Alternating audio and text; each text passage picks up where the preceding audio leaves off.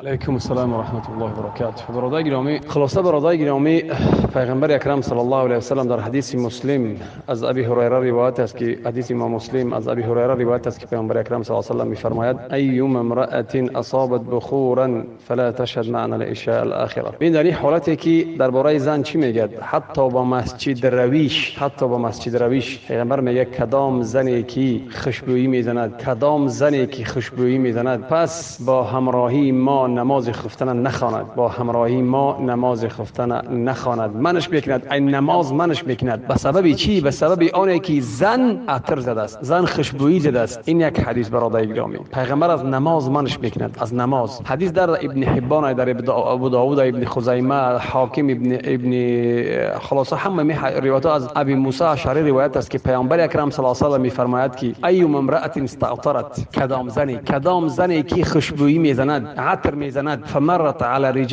فمرت على قوم لیجدوا او رجال لیجدوا ریحها فهي زانیه. کدام زنی که خوشبویی میزند، همش میدراید، هم لو کراسکنی و هم قاش و پاش و چیندن و هم زیب و زینت روره و عطر میزند. بالای این میگه کدام زنی که عطر میزند به یک قوم نزدیک قوم میگذرد، اون قوم مردها یعنی خوشبویی و حس میکنن یا که بوی میکشند، فهي زانیه، و زناگر است. و کل عین زانی، و هر یک چشمی که میبیند و زانی است. برای همین خواهر گرامی، مادر گرامی، پیغمبر که من کرد مسجد روی را، نماز من کرد برای زن، برای خوشبویی زدنش، پس اون حجابی که تو میبندی برای چی در کار است که تو وقتی که خود را برای شوهر نیو، برای اصلا زن برای شوهر است، زن برای شوهر است، زن با شوهر با زن بیند، غیر شوهر با اگان کسی نبینش. وقت با همون آرایشی که خودش میدهد، با همون آرایش و زیب و زینتش و بی آرایشش در خانهش باید بیند شوهرش، نه اینکه در خانه بکند زن در پیش شوهر و در بیرون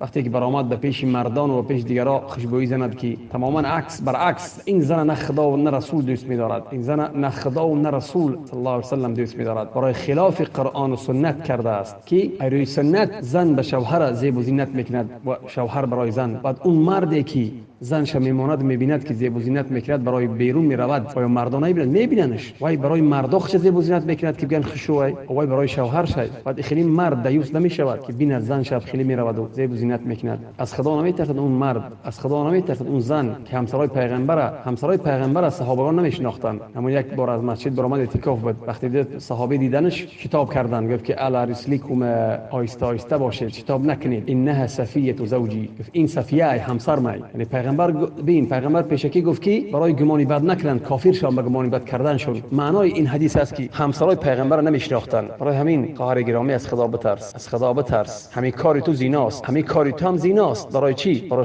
خوشبویی میکنی، زیب و زینت میکنی.